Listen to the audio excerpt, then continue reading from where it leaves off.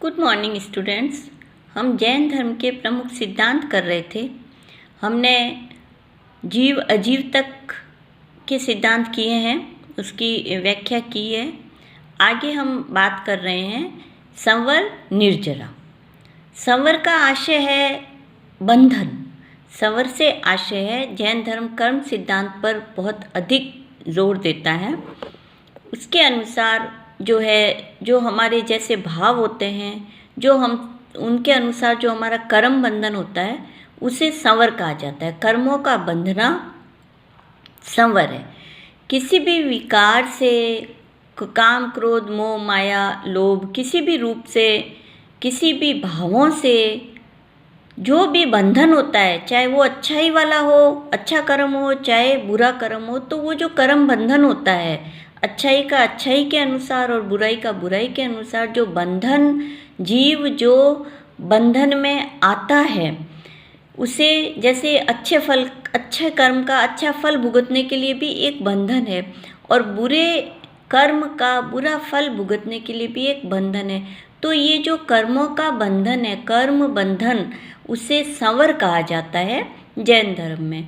अब उसके पश्चात जो कर्मों का क्षय है, कर्म बंधन का जो क्षय है, उसे जो कम से कम करते जाना है निरंतर, कि कर्म जो है, जो कर्मों का जो बंधन हुआ है, वो आवागमन का, पुनर्जन्म का जो एक साधन है, और उत्तरोत्तर जो सुख और दुख, या कई बार अधिकतर दुख की जो स्थिति होती है, उससे इंसान सोचता है मेरा कर्म बंधन न हो। तो कर्मों का बंधन न हो, कर्मों का धीरे धीरे निर्जरा हो, क्षय हो, उसे क्या कहा जाता है? निर्जरा। कर्मों के बंधन का क्षय करना, कम करना, उत्तरोत्तर कम करना, कर्म बंधन की निर्जरा करना, कर्मों का क्षय करना निर्जरा कहलाता है। तो संवर हुआ कर्म बंधन, और कर्म बंधन से शनि शनि मुक्ति हुई कर्मों की निर्जरा। ठीक है। इसके विभिन्न उपाय होते हैं कि निर्जरा किस तरह से की जाए। भावों को शुद्ध रखा जाए, भावों को समभाव में रखा जाए, क्रोध आप पर या दुख सुख आप पर विशेष असर ना करें। विभिन्न इसके उपाय हैं जिसके द्वारा कर्म बंधन को क्षय किया जाता है। तो वो है निर्जरा। अब आप देखिए मोक्ष। मोक्ष का मतलब है कि कर्म बंधन से पुनर्जन्म, कर्म बंधन से पूर्णतया मुक्त होकर जो एक निर्विकार भाव में, समभाव में, तटस्थ भाव में पूरी तरह से जब जीव आ जाता है, तो वो उसकी मोक्षावस्था गिनी जाती है, वो उसकी निर्वाण की अवस्था गिनी जाती है, कि जन्म जन्मांतरों से मुक्ति या बंधन से मुक्ति, कर्मों के बंधन से मुक्ति, पुराने कर्म सब क्षय हो चुके हैं और नए कर्म नहीं बंध रहे हैं, और जीव की अवस्था जो है पूर्णतया निर्विकार भावों में है। तो ये जो स्थिति है, ये मोक्ष की स्थिति कही जाती है। आगे आप देखिए, अब आगे जो सिद्धांत है कि किन सिद्धांतों पर हम चलकर जो है इस स्थिति को प्राप्त कर सकते हैं, वो है, एक है त्रिरत्न। उसमें है सम्यक दर्शन।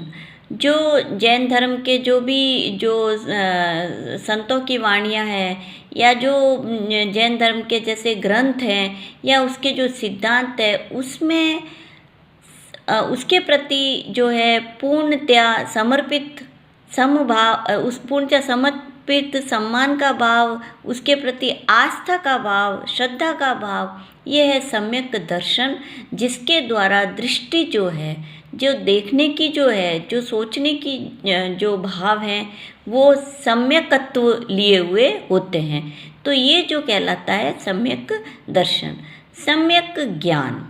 ज्ञान कैसा हो? वो सम्यकत्व लिए हुए हो। हम किसी भी चीज़ का, वस्तु का, साहित्य का, या अपने अनुभव से हम जो भी ज्ञान प्राप्त करते हैं, वो सम्यकत्व लिए हुए हो। उसमें स्ट्रॉन्ग जो है, तीव्र फीलिंग जो है, एक ही तरफा सिर्फ ज्ञान की सोच जो है वो नहीं हो। ज्ञान को चारों तरफ से, सभी तरफ से उसके बहुआयामी रूप में देखना और उसके प्रति समभाव, सम्यकत्व रखना, उसके विभिन्न एंगलों को, विभिन्न दृष्टिकोणों को समझने की कोशिश, ये सब ज्ञान है। तो सम्यकत्व भाव लिए हुए जो ज्ञान है वो ही सही ज्ञान कहा जाएगा। फिर है सम्यक चरित्र, सम्यक आचरण। सम्यक चरित्र का मतलब होता है कि हमारा जो जीवन में जो हमारा आचरण बने वो सम्यकत्व लिए हो, सम्यक चरित्र हो, हमारा आचरण विशुद्ध हो, हमारा बर्ताव विशुद्ध हो, हम सत्य पर रहें, हमारा आचरण सत्य पर रहें, हमारा आचरण मिथ्यात्व लिए हुए न हो। ये समस्त जो भाव है, ये समस्त जो चीज जैसे दर्शन है, ज्ञान है, चरित्र है, ये समस्त सम्यकत्व लिए हुए हो, तभी हमारा आचरण भी शुद्ध हो। तो सम्यक चरित्र, उससे चरित्र जो है सम्यकत्व का धारण करेगा।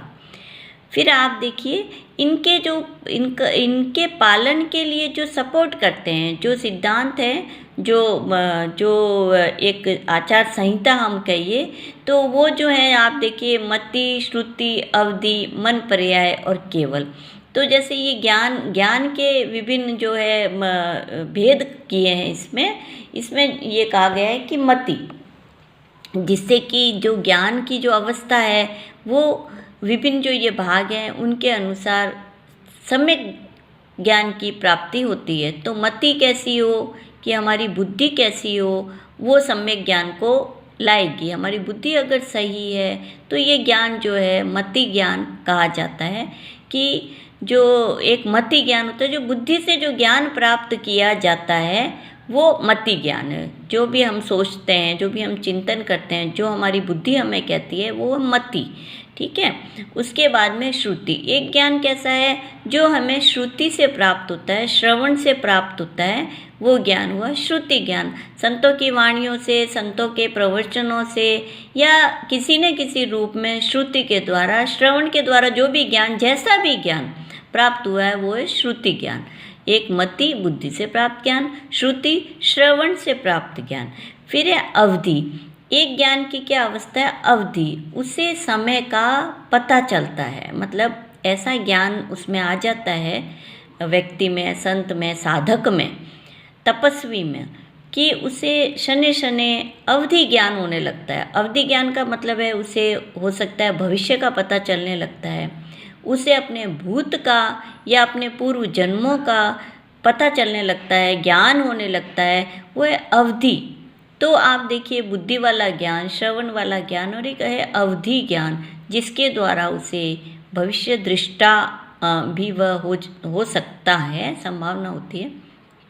तो ऐसा ज्ञान हुआ अवधि, जिसके द्वारा भविष्य का, भूत का उसे समझ आने लगता है, पता चलने लगता है, ज्ञान होता है, उसे वो चीज़ें सामने दिखने लगती हैं। इस तरह की बात इसमें है कि अवधि ज्ञान, समय के आगे, समय से और पहले ये उसे पता चलता है, जिसमें कि भविष्य का ज्ञान कह सकते हैं, पुनर्जन्म, और पीछे जाएं तो पुनर्जन्म जन्मांतरों का ज्ञान भी उसे अपने जीव का होने लगता है, या अगले के जीव का भी उसे पता चलता है कि उसने कब कब कौन सा रूप धारण किया, क्या हुआ, किस तरह से हुआ और आगे क्या हो सकता है। तो ये एक अलग ही ज्ञान है जो शायद जो सांसारिक लोगों की शायद समझ की भी बात नहीं हो, लेकिन ये तपस्वी या साधक या विशेष ज्ञान से कह सकते हैं। तो अवधि ज्ञान। अब आप देखिए मन पर्याय, एक ज्ञान का जो प्रकार है, जो रूप है, वो है मन पर्याय ज्ञान, जिसके द्वारा हम दूसरे के मन की भी हमें एक तरह से सिंपल भाषा में वो जो इंट्यूशन होती है, तो मन पर्याय ज्ञान, मन का पता चलना कि मन में अगले के क्या विचार आया है, या मन तो वो है मन पर्याय। स्वयं के मन का तो पता चलना ही, स्वयं के मन के विभिन्न बहुआयामी विचारों का पता उसे ज्ञान होता है, लेकिन अगले के मन का भी उसे थोड़ा थोड़ा या ज़्यादा उसे मन पर्याय ज्ञान उसे कहा जाता है, जिसके द्वारा मन की अवस्थाओं का, विचारों का ज्ञान होना मन पर्याय ज्ञान कहा जाता है। फिर आप देखिए ज्ञान का जो 5वां प्रकार है वो है केवल। केवल ज्ञान। केवल ज्ञान किस तरह का है? वो विशुद्ध ज्ञान है। उस ज्ञान में किसी भी प्रकार के विकार नहीं है। वो पूरी तरह से शुद्धावस्था वाला ज्ञान है, जिसमें आप कहिए कि व्यक्ति की जो कुछ कुंठाएं, कुछ क्रोध, कुछ विकार, तरह तरह के मनोविकार, वो कुछ भी ऐसा उसमें नहीं है। सिर्फ उसके पास में सिर्फ ज्ञान है, केवल ज्ञान है। तो जो साधक तपस्वी या जो मोक्ष या निर्वाण जो जिनको प्राप्त हो रहा है या मोक्ष हुआ है, तो आप देखिए उनको कहा जा सकता है कि केवल ज्ञानी हो गए। वो सिर्फ ज्ञानी हो गए। उनका ज्ञान विशुद्धावस्था का ज्ञान है, केवल ज्ञानी। तो ये स्थिति बिल्कुल अलग होती है और इसमें किसी प्रकार के विकार या किसी भी प्रकार का किसी तरफ अधिक झुकाव या कम या इस तरह की कोई भी स्थिति नहीं होती है। केवल विशुद्ध ज्ञान है जो मोक्ष प्राप्त वालों को या साधक जो पूरी तरह से सांसारिक गतिविधियों से निर्लिप्त हो चुके हैं, उन विचारों से निर्लिप्त हो चुके हैं, तो वो जो है गतिविधि करते, और कुछ ऐसे भी थे जो गतिविधि करते हुए भी वो निर्लिप्त हैं। तो केवल ज्ञान, ये वैसे ये संतावस्था वाली बात है। तो आगे आप देखिए, आगे 7 शील। 7 शील हैं जो एक जिसे हम जो है एक आचार या व्यवहार की बात कह सकते हैं, जिसमें जो है किस तरह से संसार में रहते हुए या साधक अवस्था में रहते हुए किस तरह से कुछ व्रतों का पालन हम कर सकते हैं। जैसे दिग्वृत्त, देशवृत्त। दिग्वृत्त का मतलब है कि अपनी जो गतिविधियां हैं, अपना जो आचरण कुछ विशेष दिशाओं तक सीमित कर लेना, उससे संबंधित व्रत ग्रहण कर लेना कि मैं इतना इन दिशाओं में ही जाऊंगा, काम करूंगा।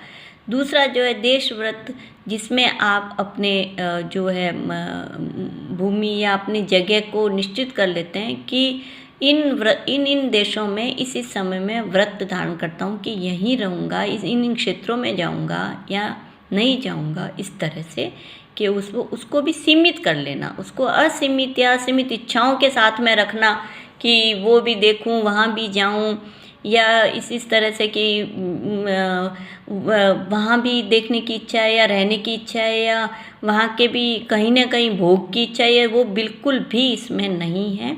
तो ये व्रत जो है, व्रत धारण की ही अवस्था है, जो दिशाओं की, क्षेत्र की, उनके प्रति भी व्रत धारण करना, यानी कि खुद की इच्छाओं को सीमित करना और उनका भोग न करना, ये बात है इसमें। फिर जो है जैसे सामयिक है कि जो है सामयिक लेना। सामयिक लेने का मतलब है कि कुछ समय के लिए अगर आप धीरे धीरे आप उस तरफ बढ़ते हो, व्रतों की तरफ, तो कुछ समय के लिए आप जो है ध्यानावस्था में आप रहते हो, कुछ समय के लिए आप अच्छे ग्रंथों का अध्ययन करते हो, स्वाध्याय करते हो, व्रत का पालन करते हो, और कुछ समय के लिए आप समभाव में रहते हो। उस समय आपको विकार ग्रसित नहीं करते, ऐसी कोशिश होती है, तो उसे कहते हैं सामयिक। अब जो है आगे हम बात कल करेंगे। Thank you.